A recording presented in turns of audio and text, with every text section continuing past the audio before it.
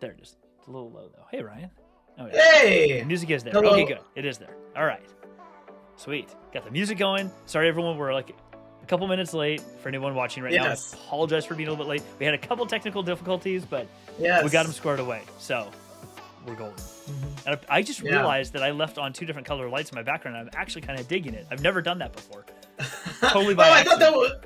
I thought it was 100% intentional. I thought it was like the whole Jedi Sith breakdown. Oh, dude, so I could actually make it really that way. I could actually make it seriously red and blue. I could totally do that. That is a thing. I have the power to do this. Let's see, pink is on the bottom right now. Here, let's get like let's get red, and let's get. Do we want to do green or blue? There, green and blue, or red and blue. There we go. Jedi and Sith. That's awesome. Yeah. Yeah. Sorry, everybody. We for some reason some of these background images that we use in the stream like disappeared out of my folders, and I had to re-download them, and it was a whole thing. But that's okay. Mm-hmm. We're here. Yeah. We're here. And I mean, simultaneously, it also gave us a chance. I'm trying a new camera, and hopefully my audio is syncing with my video. And if it's not, I've got the other camera actually set up to go back to. So here's what I'll tell you. I'm just now noticing this, and it's nothing that we need to worry about right now. But I think the difference in the Tandberg I'm noticing is artifacts. So with the Tandberg, right now there are artifacts. So when you move, it trails a little bit. Not much, but it's there. Whereas the Brio, it never did that. Okay. Yeah, I'm definitely noticing that right now. It's not a big deal. Plug to Brio. For not having artifacts. Right. So good on you. Yeah, seriously. Dead serious. Oh my gosh. I'm excited about tonight. This is going to be fun. I've actually got some very interesting references to another book series that I love that I'm excited to talk about. So I know we're usually in this a little bit longer, but we got started late. Should we just go ahead and jump right into the... Let's do it. Let's jump right in. Let's do this.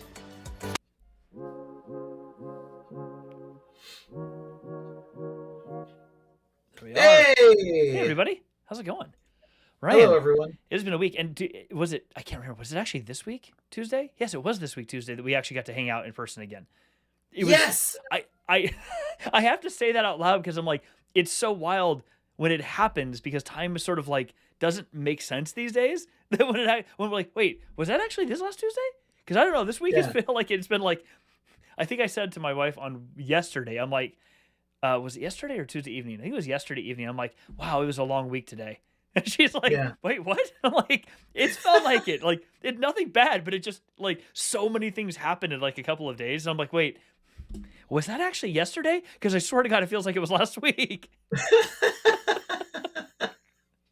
Oh man, I'll tell you, it feels like we're all on pandemic time, Yes. And it's pandemic daylight time, and it's really hard. I'm pointing that trademark patent pending or trademark. Yeah, I don't know. Oh no, I'm telling you because it's like you look back on things, and I had a hard time. So just Jeff and I were in the office together, and we both worked together. We were both in San Jose, and. Kudos to Jeff for also being our host and making all of like that event so cool. But one of the things that was really fun about it was we all kind of talked about the last time we had seen each other or the last time we all seen everyone. And it had been literally years for some of us, or in some cases, not at all. Like we had been working together for years. And I feel what's funny about this kind of return to work or this like meeting people that you've been dealing with for years is you don't know how tall someone is until the minute you walk into the office and you're like, oh, I almost wish there was some way to be able to have that as a part of your like Zoom profile. It's like, like I am not 6'4", but what's crazy is when I would run into someone who was like, like they're like 6'4", 6'5", and I'm like, oh my gosh, like that person's like super tall, and I am not a tall person. So yeah, it's a lot of fun to like not only meet people that we have known for a long time, and to become reacquainted with people that we haven't seen in a long time. But what's cool, in my opinion, is that we get to meet people that we've known for a while for the first time. Like it's almost like meeting a pen pal or something. Mm-hmm. Wow, I feel like that's such a throwback. I don't think anybody has pen pals anymore. So yeah. I know we met this week in person for other, for this work thing. But then here recently we had another opportunity to actually be in person in the office. And yes, to your point, we didn't realize that we worked around a couple of people who are very, very tall human beings. And when we walked in, well, tall, and then some other folks that we worked with that were shorter, that and it's all of these things are totally fine, but you just don't know. You have no idea. And none of it matters. Yeah. I like no judgment to anybody of any size, shape, however you look is all good, all good. It's a But surprise. It's it is a a surprise. surprise. When you don't It's a know, surprise. when you haven't been Yeah. around, I was like, I meet, there's a couple Yeah. people we met. I walk in, I'm like, oh, hey, so and so. And from a distance, I'm like, I think that person's kind of tall. And I get, I'm like, oh my God. Like, I'm 6 foot, so I'm not super tall by any means. But I walk up, I'm like, you're a very large person. And like two people walked in at the same time. I'm like, you are both very large individuals. Okay. And then another person we worked with walked up. It was like, you are much shorter than I thought you would be. I would not say Yes. these things out loud to them, of course. But I'm like, in my mind, I'm like, oh, I had no idea. I didn't expect Oh, anything, but I didn't know. And like, okay. oh, it's funny that you bring this up because it's like it's even little stuff too. It's like how I've learned so much about, it's like you're so accustomed. And by the way, this is like totally off the subject of magic versus science. But I will say this: the fun part about it is that we you like learn a lot about like how people dress. You're mainly accustomed to seeing people from like the chest up, and so it's funny because you can really see people differently. It's like I'm a collector of Star Wars items. I am Wait, also a really? collector. Yes, exactly, right. I am also a collector of white tennis shoes. And so I have like so many pairs of white tennis shoes. And so, You were rocking some Adidas recently when we were in oh, the office, and it was pretty legit. I don't know if anybody else noticed it, but I picked up on it. I'm like, those are sort of, all I could think of all day was like, that's all I had, like on repeat in my my head. Adidas. So seriously, I'm a huge collector of like white tennis shoes, and I have so many different kinds. And like right now I have the throwback Nikes, basketball Nikes on, and I also have like I was just wearing kill shots a little bit earlier, and it's ridiculous. I know it's a problem, but it was funny because it was like, oh, like I we're all in the office, and it's like you can actually like see how people dress, and like heights, all these things, that it's like everything else, it's a highly cultivated image that we're able to project whenever we're on a Zoom call or WebEx or anything else. And so I think it's just so funny how it's like what someone said that we met with in the office, which is it's like coming back. It's like learning to be a person again in the world, and it's a really weird experience. So yeah, really really funny. Yeah, I will say that how do I describe this? The the hybrid work model, or the completely remote work model, using these tools, these virtual tools where we get to do video and all this type of stuff. Yeah, It has created a democratization in work and yep, in social culture in the workplace that didn't exist before, because all you have is what you see in this little window right here. That's how you get to know who the person is that you're talking to. And whatever that person wants to expose in the box that's on the screen in Zoom or in WebEx or in Teams or whatever tool that you use for this stuff, this is what you know. And it puts a lot of control in the person's hand sitting behind this camera about what they want you to know about them, whether they do it consciously or unconsciously. What you see is the person that you're getting to you're meeting. And I find it fascinating because it democratizes the ability for people to only expose what they want to expose about themselves, a lot or a little. And so when you meet someone in person, to your point, who you didn't know what to expect, but when you meet this person, you're like, oh wow, okay, I don't know what I was expecting. yes, But none of it is bad. It's just all very interesting to realize that I was only meeting a part of this person based on what they're providing to me here and what they're making accessible to me yep, here. And then when you meet them in person, there's a whole other part of that human being that you get to learn about. But it's great because it means people who were not prepared to do that in person or not ready for that, they can still yep. control how that plays out for them. And I think that's really interesting. That's really cool. Yeah, it's magic versus science. It Nice. really That was is, a because it's like, yeah, it's a nice little cutover, because I really do feel, and I'm gonna make this transition work, that it's when you're at home and you're on camera, you can set up your own little highlight reel. mm-hmm. And what I mean by that is that it's like the things that you choose to put behind you, the pictures that you have. I mean, like, I have this picture here of my wife and I have a picture that's over on there of my family. And one of the main reasons why is because that's very important to me. I also have behind my favorite action figure, which is the Snow Trooper. And I know that there's a long story behind that.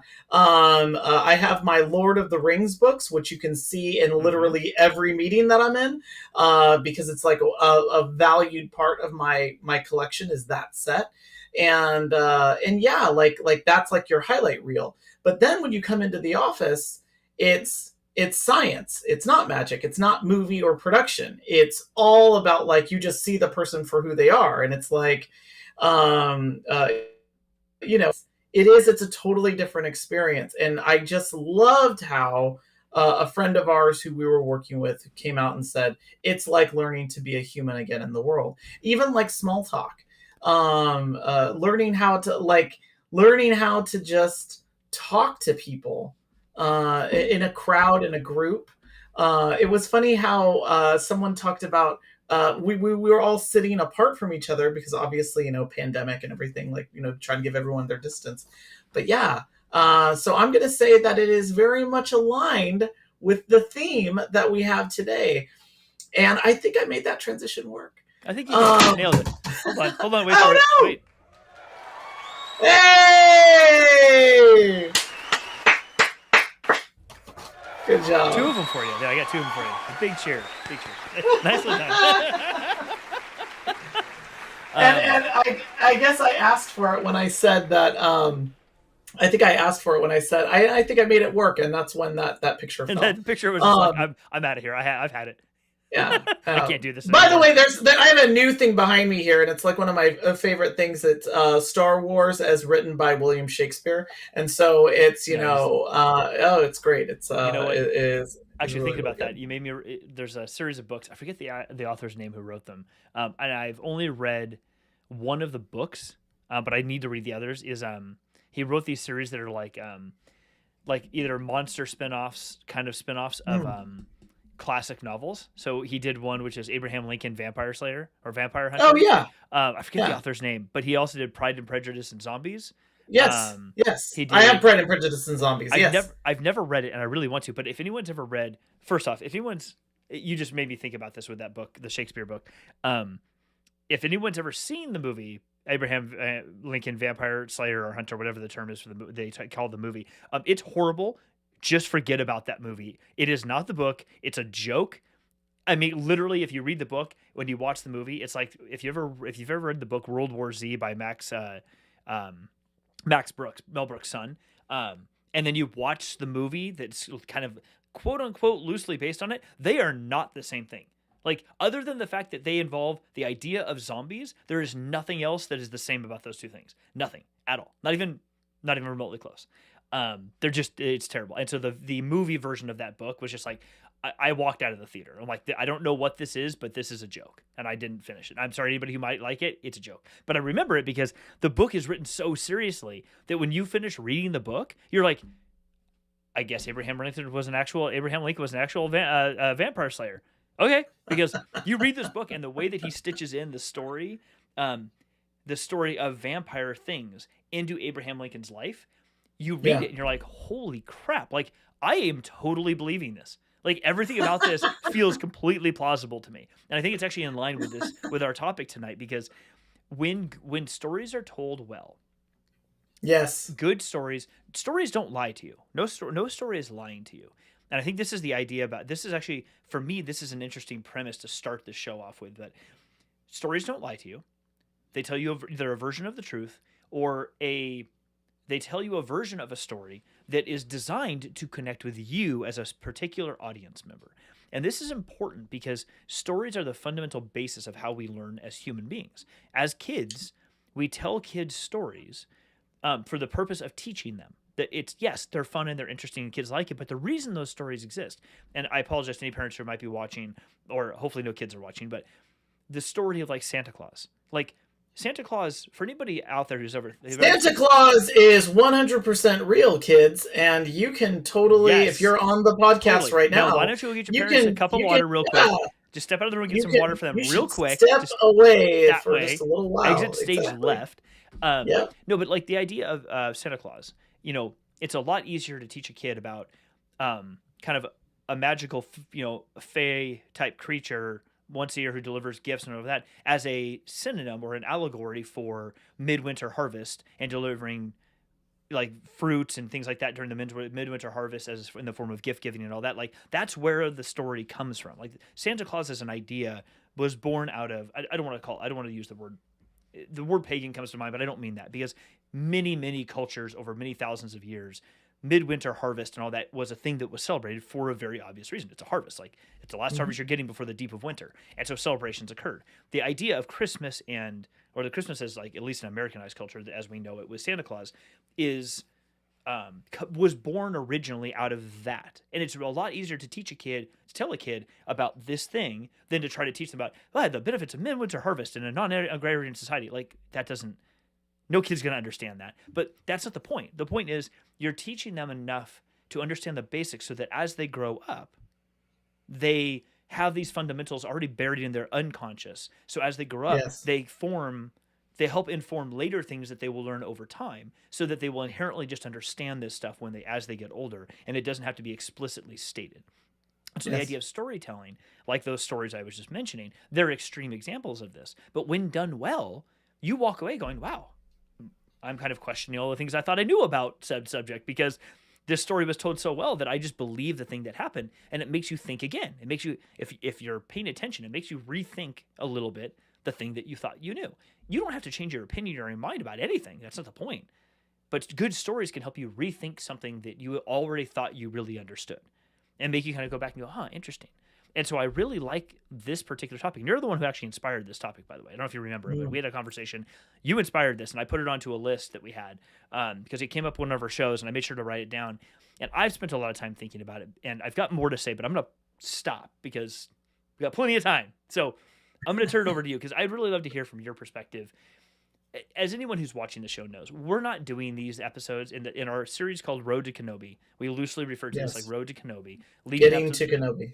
Yep, getting to that show. We wanted to tackle a lot of these things that are sort of messages or baseline principles around Star Wars and other storytelling methods that help us better understand what we might see in the Obi-Wan Kenobi show and set up a different baseline. So hopefully people will watch that show from a perspective they weren't expecting to watch it from. And so I think that's a good place to start tonight. I'd really love to hear from your perspective. This is not by the way, everyone, what I meant to say was it's not a versus. We put versus because that's eye-catchy. That catches people's opinions, or they're like, oh yeah, it's clickbait. But none of this is a versus. Magic and science, they go hand in hand with each other. They're just different perspectives on something. So I'm going to pause there. I'll hand it to you, Ryan. I'm really curious how you view these things. And I just saw Joanna post. I really wish we had Joanna on the show right now because I think that would be amazing. Yes. And it's funny. I was thinking about what Joanna posted there about. I always thought of Santa as on the two sides of it, which is Santa's like a moral story. Like it's like, look at the value of like sharing what you have with others. Mm-hmm. But then also it's a warning, and I love how it is a example in some cultures, and it's a warning in other cultures.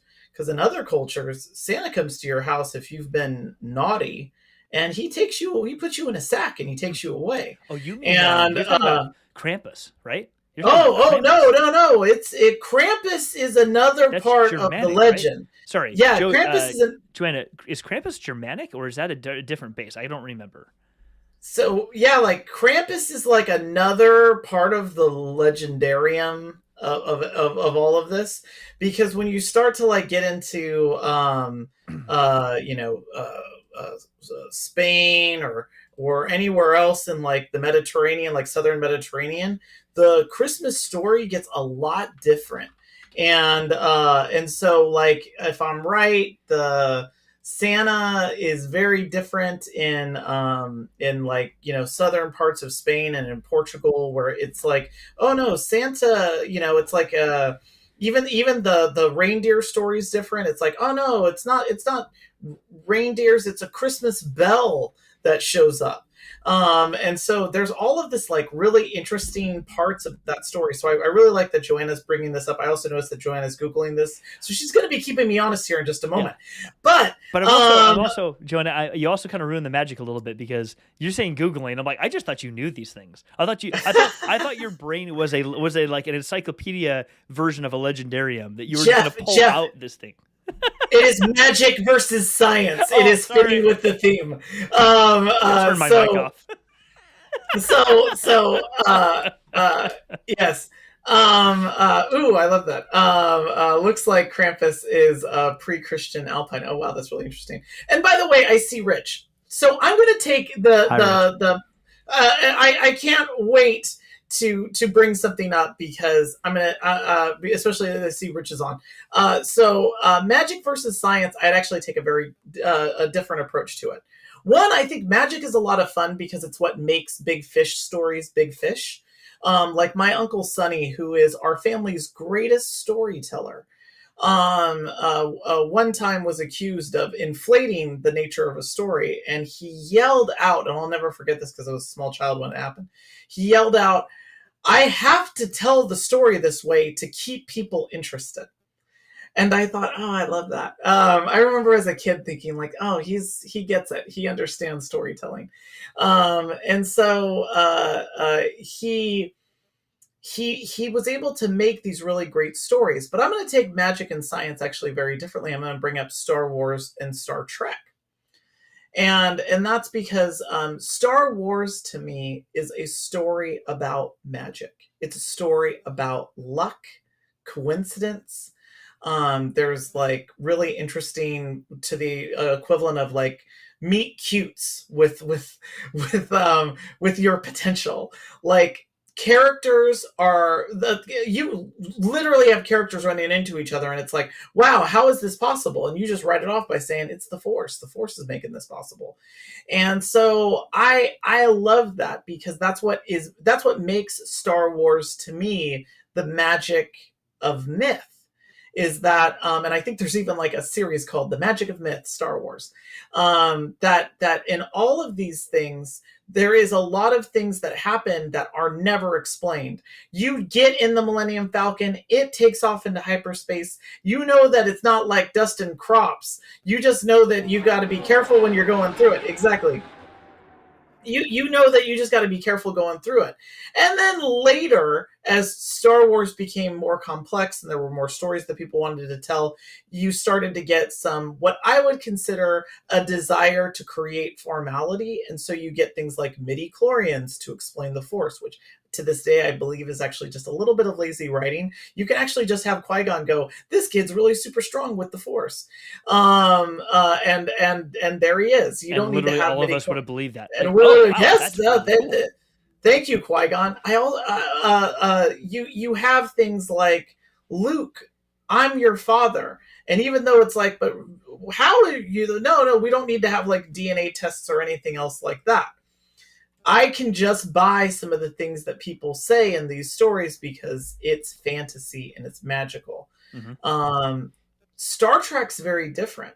Star Trek is very what I would call like pseudoscience because it's not real science. And sometimes it is. Sometimes they get very like, let's talk about Dyson spheres and stuff like that. They'll get really like crazy about scientific concepts and the universe being 10 dimensions and all this stuff. But they incorporate a lot of pseudoscience. Like as an example of parental items, Captain Picard finds out that he has a son. And the very first thing that he does is he takes the kid to sickbay to do a DNA test on the guy. Wow. Because so it's like it's like a futuristic version of the Maury Povich show. Exactly. The results are in. Dr. Crusher comes and says, "You are the father, Captain Picard." Oh, no.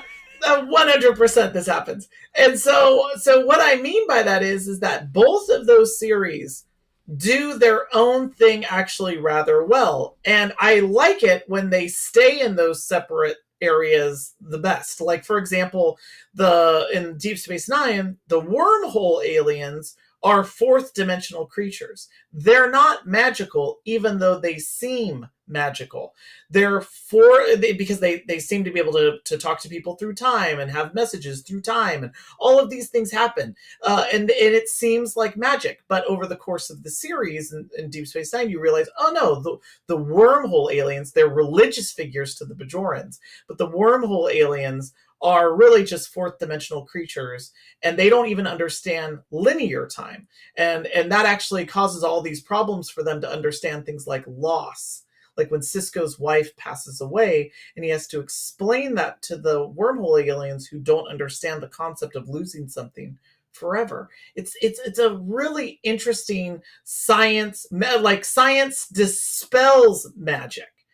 And so that's why also Star Trek is very like, for a lack of a better term, atheistic. There's no religion. You usually don't find a lot of religion, or you find aliens that have religion, and so they don't really have like a lot of things that they would devote to what could be considered like, and I know I'm probably using this term wrong, magical thinking, because I also know where magical thinking applies. But I'm or just like saying that, mysticism, almost like yes, mysticism or mysticism, something. Yeah. like in Roddenberry's future, there isn't a thing that science can't explain. It's the Mulder and Scully of it all. I just realized that's what this is. Where Mulder is magic. Mulder is, it's aliens, and it's the unexplained, and it's extraterrestrials, and it's the first episode of X-Files when he's calling Oregon Oregon. It's that. It's Mulder versus Scully, where Scully says something to the effect of, I can't believe in anything that's outside of the realm of science. And so yeah, like I think that's where a lot of this comes out in storytelling, because sometimes those stories work really well when they are science stories, when they are stories that are told with as much backbone and detail as possible. And then there's other stories, and sometimes these are fantasy stories. Sometimes they're scary stories. I know that sounds really weird to say, but sometimes they're like the stories that are meant to like kind of give you like the chills or something. And those are more of like magic stories, because there's realism, and then there's like kind of magical realism. It's like there's two sides of it, and I think that there's always room for both, and I love it when they stay separate. I don't like it when they try to mingle. It's like, I don't really need to know that coaxium is what's needed to use to get hyperspace off the ground. I Yeah. honestly was fine with hyperspace as it was. Yeah, and I want to get to Jonah's comment here in a second, but I'm with you on that. That one of the challenges I've always had when I've watched Star Trek is there's a clear, like when there's a clear sort of serial story that is playing out, like whether you like Star Trek Discovery or I think that's the name of the new show, or Picard, for other reasons. There's a serial story that is playing out. I like that, and to your point, I don't. There's a lot of details I just don't care about. Like when certain details. I'm using Star Trek as the first example, but I get back to Star Wars in a Yes. sec. Yeah. Like sometimes they'll just go into a certain level of detail that tries to explain a very particular thing. I'm like, some level of detail in some situations I want, because it helps me better understand the story that's happening around them. And I'm like, yeah, but what does that all mean? But there's other details that Mhm. are like minutia. And I'm like, I don't care. Like, you're not actually advancing the story to me by sharing that information. So I don't know why you're telling me this. Like, you're actually taking, in my opinion, like you're taking up time, valuable storytelling time, to give me minutia that doesn't matter. It matters to somebody, and it matters because somebody is interested in the minutia, and that's okay. But you're not advancing the story along. So what's the point of this here? And I'm the same reason with coaxium and like the ships. Like, of course, ships have some kind of fuel. You see a ship flying through space. Of course, there's some kind of fuel, but I don't need to talk about that fuel. Like the midichlorians, when Qui-Gon said he's super powerful in the Force, what they did is they're like, how do we find a objective or a quantifiable way to measure this so we can explain it? I'm like, I didn't need a quantified way to explain how power. If you just say, wow, through the Force, I'm able to detect that this kid is really powerful in the Force. Yeah, I believe that because the Force is basically like magic. So, like, of course you can. It's a power. Like, you just are connected to it and you understand it, and the rest of us don't. Yeah, I'm good with it. I have been good with that since 1985 when I saw the first movie. I have been good. I was sold on that a long time ago. You didn't need to inject this minutia that somehow quantifies that. It didn't advance the story further. Like, Yeah. you were still going to get to these pieces of the story, whether you said, midichlorian or not. So what was the purpose of saying midichlorian? But Joanna, I love this comment because that is, I don't know the actual definition of the word religion. I don't think I've ever looked that up before, but this perspective on that is really a fascinating thought experiment. It really is. Yeah, and I will say that I've heard that before, and I've always really liked that idea. And I know that Roddenberry was kind of like Roddenberry had a belief that that was where things would go from a humanity, like the future of humanity as he projected it. And by the way, like Roddenberry is not some type of Roddenberry had a lot of really great ideas, but also he's kind of crazy. And by the way, like all of them are crazy. All of these authors and creators are crazy. They're That's what little makes them bananas great in their own way, for sure. Yeah, exactly. Yeah. Like, I mean, Roddenberry had his issues, but what he believed in a humanity that would somehow grow beyond have less, as I think Carl Sagan used to say, have less of our shortcomings and more of our strengths. And that science was this thing that the scientific method and all of that was this thing that he believed that the more that humans were to devote to that, the better off that we would be as a society, as a population, because we would be able to rationalize better and possibly be less emotional. I don't think the creation of the Vulcans as this purely logical people that actually help guide humans to the stars, I don't think that that's an accident. And I know that it's not, that it's the Bones, Spock, Kirk trifecta, because Bones is ultra emotional and Spock is ultra logical and Kirk is this person that's between them, that kind of is this balance. And that's where you get the even like in the Star Trek the Motion Picture where V'ger's there, and I know that this isn't a Star Trek show, Rich, but where V'ger is there, and for V'ger to evolve, what V'ger is missing is V'ger's pure logic, pure science. And for V'ger to evolve, it needs a human quality, which is our human ability to project beyond logic, to make a supposition. And that's where kind of magic comes in, because all of even science starts at like wonder. And magic is our first I think crack at what it is. Like is the sun eating the moon is the sun chasing the moon? Is that really what's happening? Is the sun Apollo's wheel? Things like that. And I think that's also something that's where science and magic meet. I do have one big thing that I'll say, which is I'd love to hear from you, Jeff, because what do you like that does magic well? What stories do you like that do magic well? I think that Star Wars is a good one. What stories do you like that do science well? And I can think of only one for me that does them both at the same time and does it well. That's a good question. That does both of them well. So I have one. I don't know. It's not fully this way, but there's a component of a 2-book series that I love that touches on this. I think I've mentioned the author before. His name is Daniel Suarez, and he wrote these 2 books. I think the first book was published in 2008, I think. The first book is called Demon, Daemon, literally referring to like a Unix demon, specifically that type of demon, like a process in a computer that runs a particular task repeatedly.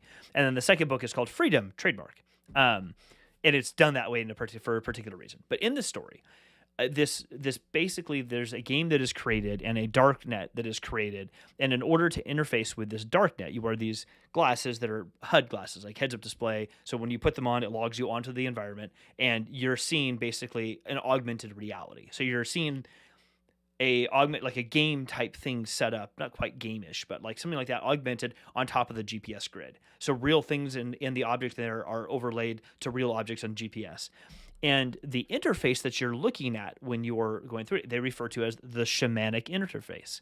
And so one of the main characters in the story, and there are several, has to learn, be taught how to use the shamanic interface. And he has to be certified on it in order to get ranked and move on to this next part of his story that he has to participate in. And anyway, well, the person who's teaching it starts telling him all these things about what it means to, what is magic, and to a culture that doesn't know science and things like that. And he's like, "Is that how you use this network?" And she goes, "No, I'm just trying to explain to you what shamanic interface means." And I love it because the character that's teaching him is literally telling him that what is science but magic to a group that doesn't know that. And she's like, so she's like, talk about the most remote culture in Papua New Guinea who has nothing, no science. They're very remote off, like this culture, and they're untouched. You don't go there, they're untouched from the rest of the world. They haven't evolved like into science and things like that, but they live fine.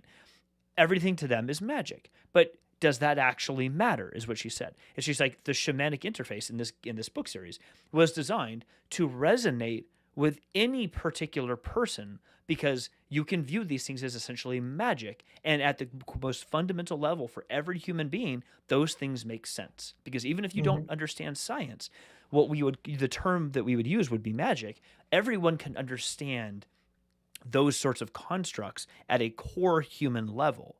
Now, if you understand science, you have newer words or more detailed words to explain what those things mean.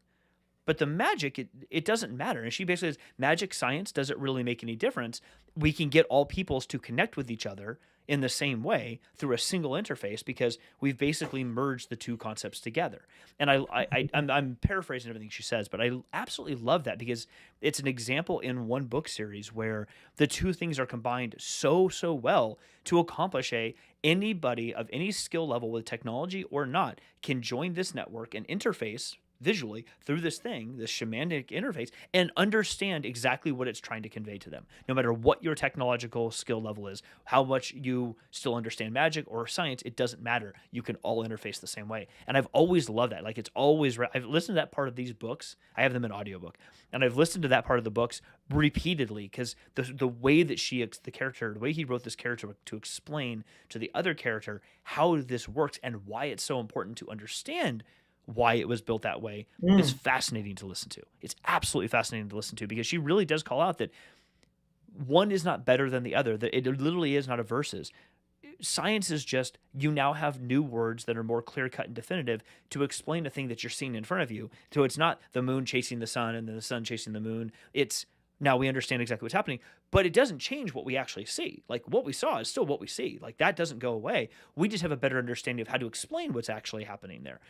But at base, there is nothing different in the visual that I'm looking at. When I hold a rock in my hand and I drop it to the ground, the effect happens whether you call it magic or science. It's still going to play out. It's just different words to explain the same sort of thing. And I've always loved that. I do want to hear what story, though, you say does these perfectly well. I'm really curious. Oh, and I was trying to guess. I don't know. while we've been sitting here, I came up with one more, which I think Were you one gonna of say them like Avatar, maybe? No, I was not, even though I do think that Avatar kind of fits into that, but I think Avatar has a real good founding in its science, even though obviously they have its component of like, oh yeah, we're going to move your soul into this golem. But which, by the way, happens in Picard, Star Trek Picard, which is still problematic. That's for another show. That's for another show. It's for another show. It's for another show. By the way, you brought up something that makes me think, and I'm really sorry because I keep going into Star Trek, but there's a third season Star Trek, the Next Generation third season episode that you would absolutely love, Jeff. It's called "Who Watches the Watchers," and it's where these people, the Mintakans, they end up coming upon people that are watching the Mintakan society. They're like a pre-industrial society, and they capture these Starfleet people that are watching them, and they're like, oh my gosh, like these people are magic. And then you see how quickly magic can be turned into religion, because they someone gets injured, they accidentally beam them, or they don't accidentally, they beam them to the Enterprise, they heal them, but then that person has memories of everything, and so then they're like, oh, the Picard, he is the overseer, and this will make the Picard happy. We have to do this. We have to kill these people because it will make the Picard happy. And it's funny how it's terrifying how quickly magic becomes religion, becomes Fanaticism. fanaticism. Exactly. Thank you so much. And it is unbelievable how quickly they do this. And to your point, there's the very famous line that to, any to a given society, any advanced technology, to an underdeveloped society, any advanced technology would appear to be magic. I mean, what we're doing right now would appear magical to people maybe even 200 years ago. Yeah. The fact that I can bring light into my house or have light appear from my hand, that I would have all of recorded human knowledge on a piece of electrified glass that sits in my hand, that would be magic to people maybe even 100 years ago. You'd probably be burned at the stake for something like that. Is heresy. Like, he's a witch. You are a warlock. Yes. You must die. But yeah, like I would just say that that's also been like the kind of the push pull there. I do think that there's a lot of people that also enjoy the lack of complexity that science, that magic also provides. Like, I think that's where the flat earth movement really comes from, because and I'm sorry if there's any flat earthers that are going to hear this, but I think that the flat earther movement really comes from a desire for things to be less complex, or people that are against the Copernican principle of how like solar systems work. Mm-hmm. I think that's because people want to see a universe that's simpler to understand, that the clockwork perfection of our of how the universe works and its like myriad of complexities. I can see why magic is actually like definitely a lot more palatable, because it's easier to understand if it's like, that is magic, the way that this stuff happens. The tides go out, the tides come back in, the sun goes up, the sun comes back down. I could even see, it's magic. I could even see, actually, it's I was just looking at Joanna's comment here. I could even see exactly what you're saying as, and maybe somebody who's a flat earther, we can just use that as an abstract for other things similar to that. But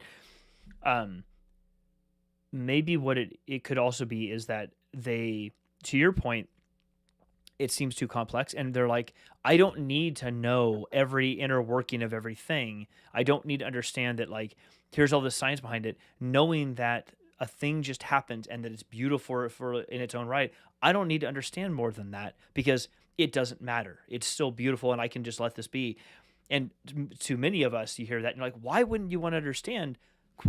And this is a word that's problematic, I think, in these conversations. Why wouldn't you want to understand the truth? It's like, when I hear that phrase, I'm like, you got to be careful with that word, because now you're starting unintentionally. You're not saying the truth. What you're saying is the objective truth, and you're not realizing you're saying that. It's like, there is no such thing as objective truth, because objective to who? Like, truth is all a matter of perspective. No matter what anybody wants to believe, truth is a matter of perspective. Knowledge, that's something different. Knowledge is a different thing. Knowledge implies an understanding of how a thing is working, but that's not the same thing as truth, because truth still requires a level of faith. I don't necessarily mean religious faith. I just mean faith that something that you're learning or hearing from someone else is accurate. That's not the same thing as science and what comes not always from science, but knowledge. Knowledge just implies you understand details. You understand things that can be tested and repeated and see, like, I know that this is a cup that's holding water. Why? Because I can open it up and I can see there's a cup holding water. I don't need faith to know that. Like, I get it. But to say that, well, that's the truth. But that's the truth to us that know what a Yeti is. And if I told somebody else that I had a Yeti in my shed that's from a different type of culture, I might go, you have a what in your where? Run. Like, no, you're absolutely right. You're absolutely right. I think what's funny about that too is And this is where many of the truths we cling to are held by our own point of view. I Damn you, think that Obi-Wan. There's always yeah, a connection back exactly. to that guy. I brought up Deep Space Nine earlier, and it was only because that's the only Star Trek show that really deals with religion the most. And when confronted with religion, Captain Sisko, who's played by Avery Brooks and is a really great actor, says there are things that I believe. And that's probably the closest you get to a religious statement. And I like how it's put in there are things that I believe, not things that we believe. There are not things that I hold certain truths, in a certain way. No, he just says there are things that I believe, and I like how it's isolated to just him. He's not discounting anything. He's not trying to take anything away. He's also not trying to convince you of anything. The statement is what it is, and it's left at that. And then the characters are able to move on, and I like that functionally to deal with kind of like how, because as someone who is a lover of magic and science and lore and mystery, and I am consumed by mysteries. Like, I'm not a huge fan of the mystery box phenomenon of every television show has to be built like a mystery box, but I love a great mystery. I almost am sad when I find out that things are solved. It's like, oh wow, like, bringing some science has this a great ability to extinguish the creativity of what you think something could be, if that makes sense. And so yeah, like there's a certain amount of, I think, innocence that science has to like kind of tear away. So it's always kind of like striking the balance. But yeah, and I'm sorry because I'm like totally deviated from the No, question no, that you no, were no, it's asking. good. I was thinking about magic and science and like the extremes, and I think on science you get stories like The Matrix, which is like uber science. It's like, oh yeah, Neo can do these magical things because he's actually a computer program, and he knows which parts of the program that he can bend and which parts of the program he can break, and so like that's like a really cool thing. And then they started to kind of get into magic, and that's when the series like struggled. And then you've got super magic series like Game of Thrones, which tries to move into realism, tries to have its like, oh yeah, like we're gonna work on realism in like politics. Yeah, that's cool, but it's very much rooted in magic. And so when they dabble too much in the other side, it's a problem. It's like, I don't really know if I can get into this show. And then likewise with The Matrix, like I don't know if I can really get into this movie series, because it's like you gotta almost stay in your lane when you're storytelling. And there's only two that I feel like, and both of them have their own legendariums, and they do it so well. And one of them is this is the second one that I thought of, and I thought of the Alien movies. That Alien is both like a weird mashup of like science because it's set in a human future, it's set with human technology, and it calls back to like primal fantasy. Like the if you watch the movie Alien, it's a play on an old story, like campfire stories on the house at the end of the corner, or the house on the hill, or the Mm-hmm. haunted house. That story is that this could easily be, instead of space truckers, which is what Alien, the original movie Alien, is. It is really a story of, oh, we went into the woods and we found something we shouldn't have found, and now it's hunting us. And they mask it with science, and so there's like this really cool balance there. But my favorite, my the one that came right to my mind of what does a good balance of magic and science, and all I could think of was Indiana Jones. That Indiana Jones does a lot of, like, Indiana Jones is not a person who believes in magic, and is always like in Raiders of the Lost Ark, which involves a religious item, the Ark of the Covenant. Um, uh, uh, they ask the Indy tells the story of what the Ark of the Covenant is. He tells it kind of incorrectly, but he tells it. And then they're like, well, what do you think? And he's like, I don't know. And he's kind of like Han Solo. That's just simple tricks or nonsense, you know. And he even brings a gun with him. He's so Indy is such like the Han Solo of the 1950s. You know, he's like, you know, he trusts the blaster by his side, the whip that he's got. You know, he's a man of science faced with these uber magical scenarios where he has to, where the Ark of the Covenant is opened, and there is this you know, unbelievable reveal of what that means, and then Indy, using like his analytical mind, figures out a way for him and Marion to be able to survive. And the same thing happens. I'm not going to talk about the problematic the Temple of Doom. I'll talk about the Last Crusade. Last Crusade. Sorry. Yeah, see, exactly. The Last Crusade is similar too, in that it deals with the Holy Grail, and that anyone who would drink from the Holy Grail, that a spring would well up inside of them, and that they would be able to then live forever.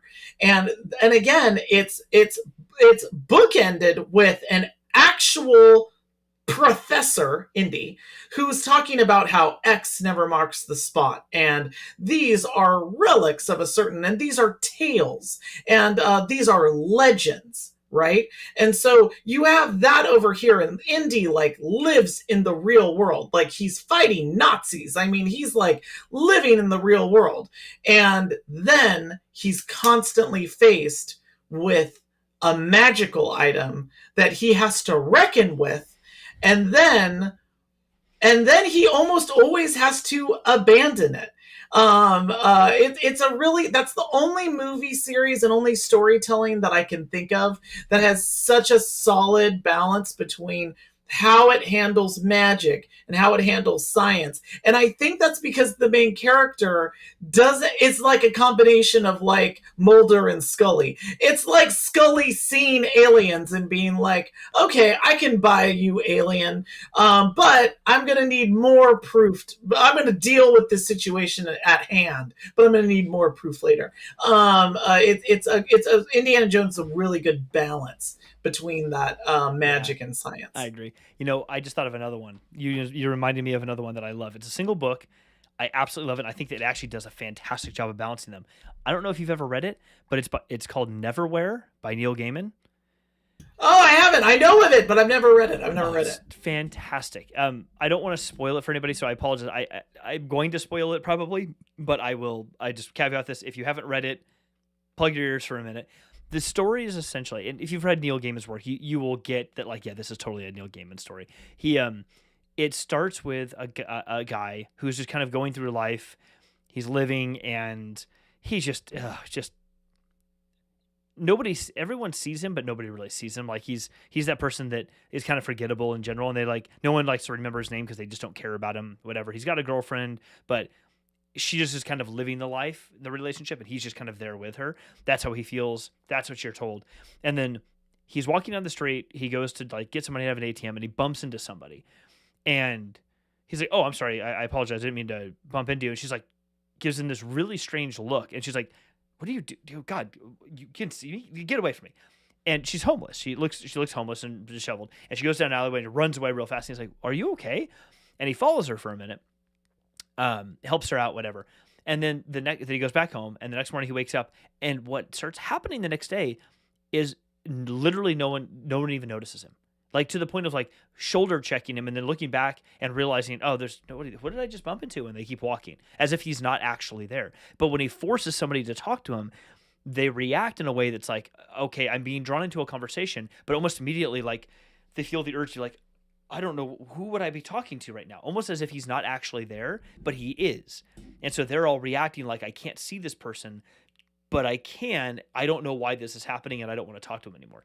And he ends up getting found by that woman and taken into the underground, which is basically the London Underground. It takes place in London. And all these sort of magical and fantastical events happen to him in the underground. There's fantastical creatures and all these things play out. There's demons and all this types of magical stuff. But essentially they're all homeless people who live underground. And it's this whole story told of the homeless who live underground, who are living in all these places in homeless camps, whatever else, but that their life is actually a whole other magical world happening, but nobody sees them because nobody wants to see them. People don't want to. It's a beautiful metaphor as well, a whole bunch of metaphors, but I love it because it takes place in modern London, and he's going to an ATM and all the technology and technology down below too. But the technology in the underground is used differently because it doesn't above ground tech. It doesn't work the way it normally would in the underground. There's more Oh, wow. magical properties to it in the underground for people. There's actual dragons and things like this that people have to fight, and I mean, it's Neil Gaiman, so he does it in a really crafty, fun, interesting sort of way. But I love it because it does. You made me think of this. It does actually blend the two things together pretty well, and even the same piece of technology that is basically magic in one place and just technological in another place, and they don't really cross over, but it's the same thing in both places. It's really wild. Oh, There's the book, and there's actually a mini series that came out many years ago that you can watch. It's like a 4 or 5 video series. I think it's actually on Amazon Prime. You can watch it. I like that a lot. I'll have to check that out. And I think that you're also hitting on something that I think what makes magical stories work is that they can borrow a thing that science has. And by the way, you need to do this if you're going to be telling like a real solid story is rules. And what I mean by that is that Back to the Future is like a magical story. And basically if you can take a lot of stories, current movies, especially movies from the last 50 years, and if there's like an old tale that's similar to it, like the what is it, the incident at Owl Creek Bridge, like I'm sorry, I'm blanking on the name, and of course every English major that could see this, I'm going to turn my English degree in because I can't remember the title. There's all of these really like old stories that I think are put into modern context, and sometimes they use technology to make them happen. But the thing that I was going to say is that magical stories work best when there's rules, when they borrow the thing that makes science work, which is science and research and exploration is all rule based, versus magic, which is it's hard to put rules to magic. But Marty McFly goes back in time. He needs 121 gigawatts to be gigawatts to be able to travel back. It's a bolt of lightning. He needs that. There's all of these rules that are set up, and as long as someone sets up the rules in a magical story, I think that's what makes magical stories work. Like Neil Gaiman, what you were just talking about. In fact, many Neil Gaiman stories, Neil Gaiman can insert magic, but there's rules. The Dark Tower series, that's a magical story, but there are rules. Star Wars has rules. And when people have a problem with magical stories, it's when they break those rules, because then it's like, oh, well, then all bets are off. And I think that when it's a science show, we can go so far with, like, even Star Trek will really like wear me out on some of its techno babble. And it's like, oh yeah, like, well, the RVN parts of the DNA were affected by the transporter beam. And it's like, oh my gosh, I know that that's not a real thing, guys. Like, just say that, just make something else up. But so science fiction stories, they can hurt themselves by going too rule based.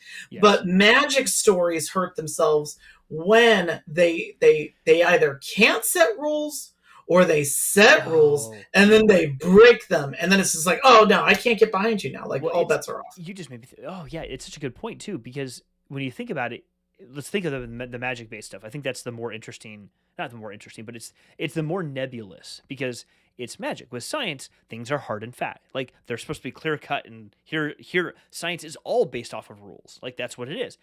That's just what it is. But magic is, people tend to think it's not. There are no, it's just magic. But you see what happens in things where you don't clearly define, when you don't clearly define what the rules are around the magic, then what happens in the story is a character, maybe like a Merlin or whoever it happens to be, all of a sudden can kind of do whatever they want. Well, at that point, you're like, well, wait, but I thought you could kill him and take him down with this bad person, this antagonist, with this thing that you were going to do. But then you get there and the person now can just all of a sudden do this other thing. It's like, well, then how am I supposed to believe you could ever take them down? They just now became, quote, overpowered.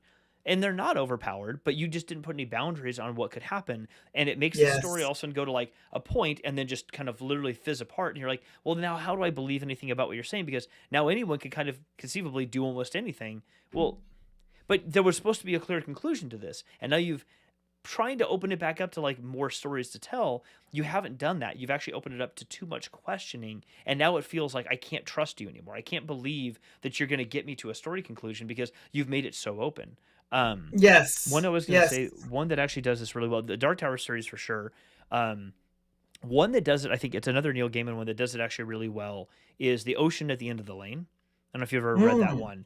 Mm. And in it, this kid, there's a whole demon and things like that, but there are rules behind what happens. And when this kid goes to a place that he's not supposed to go, hanging out with this particular girl who's kind of timeless, and her family are timeless, the little girl ends up saving his life, but she can't just do that and life is good to go. She has to give up Yep. something. Something had to be sacrificed for that to happen. And so she is now in the ocean until she's recuperated enough. But every time he leaves, like when he comes back as an adult and learns from this neighbor about what happened, every time he leaves, he loses those memories because these two worlds can't connect with each other. They cannot be part of, they're not part of one another. And the little girl had to give up something to help him. Like, and I love Yep. that because it creates a boundary that like these things are not limitless. There is a limit to, like, there is somebody who just has magic, like, I'm the good and I come in and I save the day and the evil is vanquished. No, because we all know as people, like in our hearts, we all know that everybody gives up something to vanquish the evil. Like it Yeah. doesn't come at no cost. Another really good example of that particular story artifact is Beowulf. Like Yes. he defeats Grendel, but he had to give up something to do that, which was he ended up settling down, which he became stagnant, ended up like multiple families, and he's torn apart, and now he's old. And when Grendel's mom shows up, he ends up like it becomes a whole thing because you there is no just vanquishing the evil and look, I am good. Life is great. That's not only is that too clean cut of a story, nobody would ever believe that. Because whether Yeah. you actively think about it or not, we are human beings and conflict is still a part of the underlying part of who we are. I don't mean conflict as in warlike. I just mean conflict is a part of how we decide between things. There has to be a Yes. conflict that exists to give you a compelling moment to say, wait, I need to make a decision between a couple of different things. Otherwise, where would you be? You'd be that fourth dimensional creature that kind of lives in the thing, but that's not what we are. And I think in stories like Beowulf is a great example of where like people can understand that that conflict is what got the story to the next place. But if that didn't happen, cool, he just lived. Wasn't the Yeah. happily ever after idea only is fun in a Disney movie for a hot minute, and it was maybe 40 years ago, but now even younger people and happily ever after. What do you mean happily ever after? Like that's it? There's nothing else? They're just happy? Like is that real? Can you just be happy? No, because that's not how human beings work. And it's okay to think Yep. that for a hot minute in a cutesy cartoon, but when you're trying to tell like an in-depth real story, like like Snow White and the Seven Dwarfs and Cinderella, those real stories don't actually play out the way the Disney movies play out, and they're far more interesting as a result of it. Anyway, sorry, I'm going Yes. down to No. No. I'll No. get off No. my soapbox. No, I was about to say you're hitting on why I think a lot of people had issues with Rise of Skywalker is because it's missing some of those elements and it breaks a lot of its own rules, Hmm. and it breaks the rules of the storyline. I always like to think though that my favorite examples of like what are magical stories often to me are time travel stories, and it doesn't matter how much science is involved. It could be the DeLorean, it could be the time traveler's wife, it could be about time. There's all these really, I love time travel. I love the concept of time travel. It's Rip Van Winkle, like all of these old time travel stories. I love them because there is something about our inability to, or it's like we can remember the past and we can't change things, or the things that you want to connect with through time. I love time travel stories. They're my favorite, but they're Hmm. almost all magical stories. They're not science based. But I love time travel stories that have really great rules. And I laugh and enjoy and to like a so bad it's good way the time travel movies that cannot follow its own rules. And so a time travel movie that can follow its own rules and is like super magical is an old movie called Somewhere in Time. It's Christopher Reeve of Superman and Jane Seymour. And it's a guy who figures out that he can time travel by kind of setting up this room. He sees a woman in a portrait, and I'm not going to spoil this because it's like got a really cool ending. He sees this woman in a portrait. There's this whole like backstory of someone else who comes up to him and says, "Come back to me." And I love time travel stories that have a paradox. And he realizes he can time travel by putting himself in a room that is all from things of a certain time period and no later than that, and the clothes that he's wearing, the shoes that he's wearing, the things that he has, and there's all of these rules, and of course he's able to time travel because of this, and it's great. Versus a movie that's got a ton of rules and then breaks them all, and that is a great Jean-Claude Van Damme movie called Time Cop. Okay. And both of these movies you should watch today. And I mean, I understand that it is after midnight for some people. It is the next day. To call into work sick, watch Somewhere in Time, watch Time Cop. Because both movies are unbelievable for in their own ways. Somewhere in Time because it is melodramatic, but it's great if you like Christopher Reeve, if you like him when he was Superman, if you like Jane Seymour, it is a great, terrible, melodramatic movie, but it's got some amazing time travel rules, and they stick with them the whole time, and it's the linchpin of the whole movie. Versus Time Cop, where Time Cop is another time travel movie that it's all these rules. It's crazy, and then they give you all the rules, and then they immediately break them. Like, for example, we can travel backwards in time because we know the destination, but we can't travel forward in time because we don't know what that destination is. But when they travel backward in time, they inevitably change the past, thus changing what the future is, thus changing their ability to return to the future or the present day. It is hilarious. All of the rules, like it does more than say we want you to suspend your disbelief. It's like it gives you a set of rules and then breaks them. It's like saying the Force, it's whatever we want it to be. So yeah, I love magical stories that have a set of rules that they can follow, and I feel like that's when Star Wars is at its best. Mm-hmm. That's when time travel movies are at their best. That's when adventure movies or stories. Oh my gosh, great fiction, like all these Neil Gaiman stories that you're talking about. That's when they're at their best. And again, I feel like science stories, they just need to stay in their lane. Don't give me magic. Oh my gosh, don't give me magic. Data doesn't have to have a soul. I can buy that he's just like a really well-programmed machine. Yeah. And you know what? That's cool. Maybe that's a soul.